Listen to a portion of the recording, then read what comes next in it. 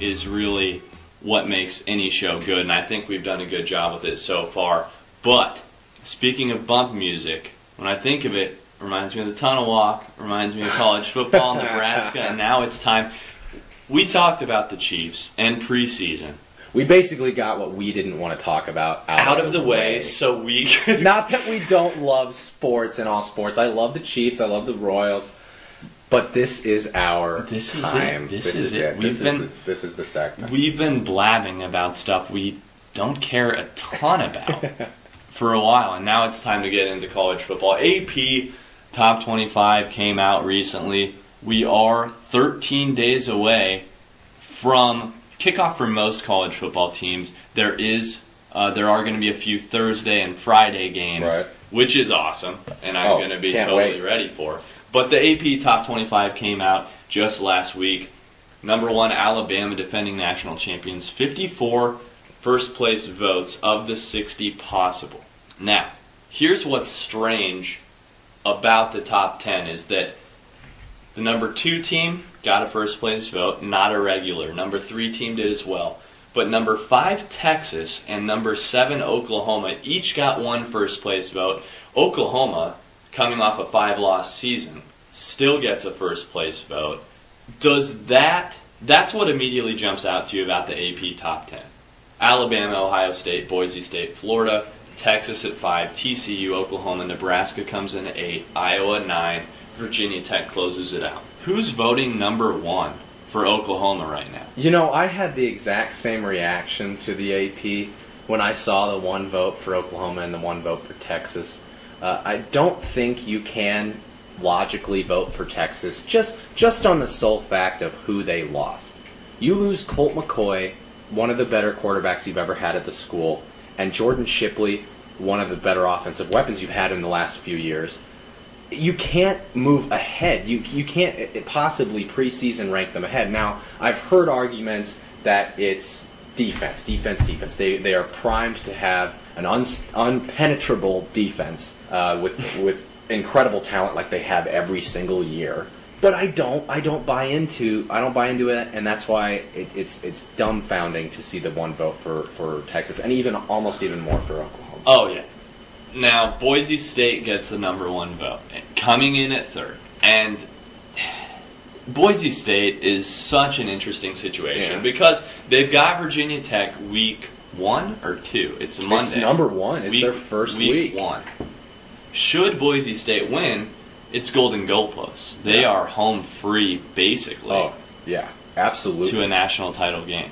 And it's getting to the point where haters are starting to run out of excuses because this is a Boise State program that's showing up year after year after year. And yeah, 90% of their games, 95% of their games are against the Fresno States of the world. But when they've gotten the chances against the Oklahomas and the TCUs, they've done well. And so you start to believe in them, and you start to think if they beat Virginia Tech, which I think they probably will, they've got a good chance at a national title game appearance.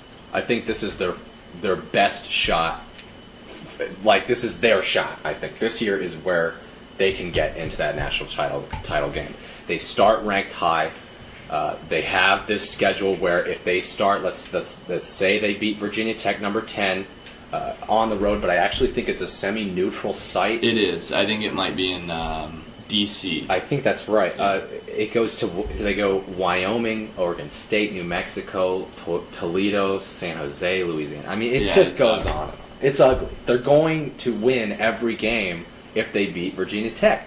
They have their biggest challenge right away. And you know, my turning point with Boise, I think, was when they beat Oregon. That game was widely known and widely televised. You know, it was nationally televised, and everybody talked about it, obviously, because of the blunt punch after the game. Yeah. And him getting suspended and getting held back from the stands. But it was a turning point for me with Boise that, okay, I'm done with dogging on this team. You can't bet against them anymore because they keep showing up. And although their big games are small and few and far between, they show up and they smack people in the mouth. They come up, and so I have every reason to believe that they could be in the national title game this year. They're hard-nosed. They've got that chip on their shoulder. I'll give them that. Above Boise State, though, is Alabama and Ohio State. And my question is this. Alabama revolves around Mark Ingram. Ohio State revolves around Terrell Pryor. Who do you want on your team to lead you to a national title? I don't think you can rightfully get behind Pryor just yet ahead of Ingram. I think Pryor has a good chance of becoming a Heisman threat this year with his Rose Bowl appearance and with his Rose Bowl performance. Ingram is just too good. I remember not seeing a whole lot of him last year. Being in the Midwest, we don't get too many SEC games unless, the CBS weekly game. But when we saw him in that national title game against a very, very good Texas defense, very good Texas defense, he was running all over them. He was running hard. He didn't go out of bounds. He smacked people. I think he deserved that Heisman Trophy in some respects. But I would definitely get behind him. Pryor's arm is shaky.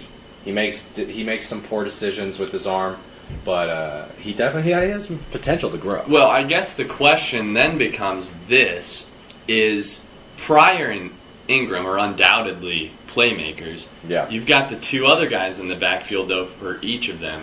For Pryor, you've got Brandon Sane, who's not too bad of a running back himself at Ohio State. Highly underrated. And then at Alabama, you've got Greg McElroy playing quarterback. McElroy is not going to scare any defensive coordinators into game planning around him.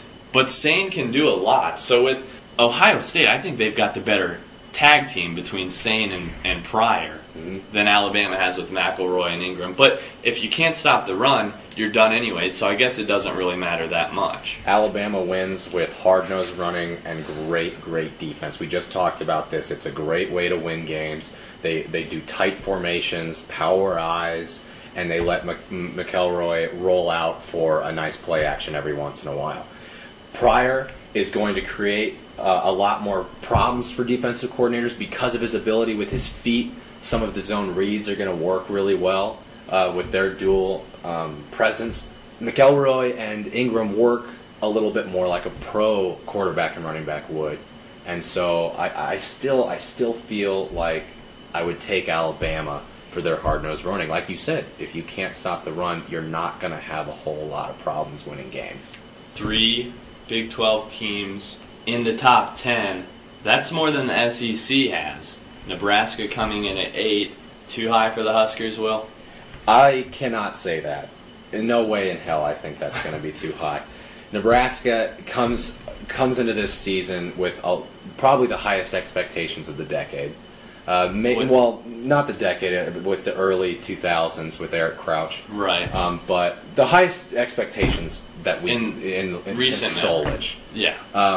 But Nebraska, they had the Holiday Bowl that they finished very, very strong with a shutout over Arizona, who was supposed to be a very, very good Pac-10 team.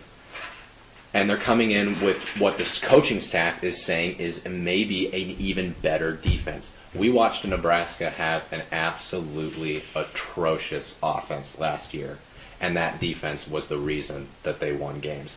If this coaching staff thinks the defense could take a step forward, I have no reason to believe that Nebraska can't make some big strides this year. If you thought we were only going to dedicate about a minute and a half to Nebraska, stop right now, go to a different website, and don't listen again, because it's coming back after the break. Scoots and Will Show, August 22nd.